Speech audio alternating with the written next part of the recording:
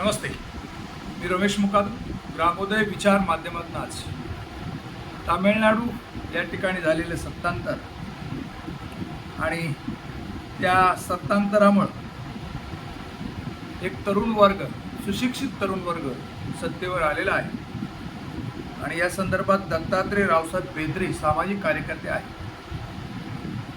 त्यांनी काही टिप्पणी काढलेली आहेत आणि त्या संदर्भामध्ये मी ते वाचून दाखवतो. आपल्याला आवडलं तर लाईक करा, सबस्क्राईब करा आणि फॉरवर्ड करा.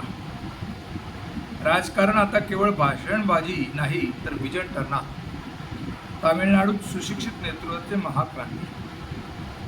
भारतीय राजकारणाबद्दल आपण नेहमीच तक्रार करतो की शिकलेली माणसं राजकारणात का येत नाही. पण मित्रांनो, आता काळ बदलला आहे. तामिळनाडूच्या भूमीतून एक असा झंझावात निर्माण झाला आहे, त्याने राजकारणाची संपूर्ण व्याख्या बदलून टाकलेली आहे. विजय या नेतृत्वाखाली तामिळनाडूमध्ये जे घडतंय ते भारतीय लोकशाहीसाठी एक आशेचा किरण आहे. भारताच्या इतिहासातील कदाचित हे सर्वात सुशिक्षित मंत्रिमंडळ ठरणार आहे. का आहे हे मंत्रिमंडळाचं खास पहा ही आकडेवारी. 6 PhD धारक आहेत.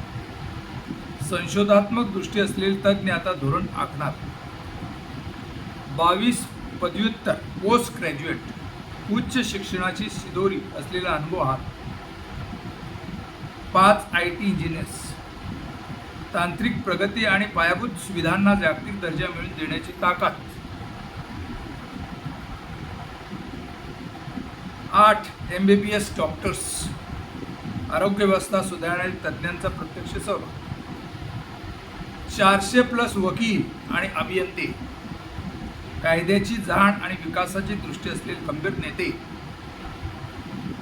युवा पदवीधर आमदार. तरुणाची ऊर्जा आणि नाविन्यपूर्ण विचारांचा संघ.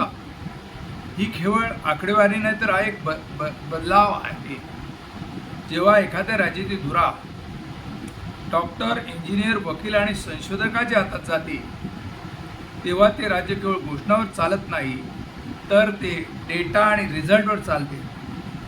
विजय यांनी सिद्ध करून दाखवले की जर तुमची टीम ज्ञानवा असेल तर सरकार भक्कम होते आणि पर्यायाने राज्याचं भवितव्य उज्ज्वल होते.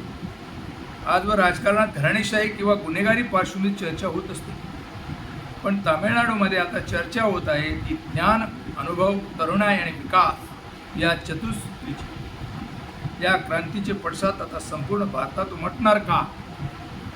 सुशिक्षित तरुणांना राजकारणात येणं ही आजच्या काळाची गरज आहे. ही केवळ तामिळनाडू चर्चा नाही तर संपूर्ण भारतासाठी एक वेक अप कॉल आहे. ज्ञान टीम, भक्कम सरकार, भविष्य उज्ज्वल. माझ्या मते सुशिक्षित तरुणाने राजकारणात आल्यावर देशाचे नक्कीच बदल होईल. चांगले विचार दत्तात्रय रावसाहेब बेंद्रे या सामाजिक कार्यकर्त्यांनी व्यक्त केलेला आहे. त्यांनी योग्य असं विचार या ठिकाणी ठेवलेले आहे. कारण राजकारण हे मजबुरी झालेलं आहे. राजकारण म्हणजे घराणेशाही आणि गुन्हेगारीकरण झालेलं आहे. पैशाचा व्यवहार चाललेला आहे. पैसे द्या आणि मत घ्या अशा प्रकारे केलं जातं आणि त्यामुळे आज देशाची लोकशाही धोक्यात आलेली आहे. स्वातंत्र्य, समता, बंधुता आणि सामाजिक न्याय हे तत्व आमच्या राजघटनेत आहे आणि या राजघटनाच बदलण्याचं काम आपलं सरकार करत आहे. मग जे स्वतंत्र यंत्रणा सरकारी आहेत, ते पगार घेतात, गाड्या घोड्या आहेत, तेही त्या पदाला न्याय देत नाही. न्यायालय त्याच पद्धतीने वागत आहे. त्यांनी कानावर हात ठेवलेले आहे. ज्या ठिकाणी ह्या उचित जिथे काम चालणार नाही, कायद्याने जे काम चालणार नाही त्याला स्थगिती देणं किंवा त्याच्यावर देखरेख करण्याचं काम न्यायालयाकडे आहे. न्यायालय कानाडोळा करत आहे आणि अशा या वर्तनामुळं आज आपली लोकशाही धोक्यात आलेली आहे. म्हणून आगामी काही काळात या देशाची व्यवस्था चांगली चालेल. स्वातंत्र्य, समता, बंधुता आणि सामाजिक न्याय तत्वावर जी आपली राजघटना आहे ती प्रबल व्हावी आणि येथील लोकशाही ही सर्वसामान्य माणसाला फायदेशीर व्हावी अशी आपण या ठिकाणी अपेक्षा व्यक्त करू. या संदर्भात आपलं म्हणणं काय कमेंट्स करा आणि माझा व्हिडिओ आवडला तर लाईक करा, सबस्क्राईब करा आणि फॉरवर्ड करा. जय हिंद, जय महाराष्ट्र, जय भारत.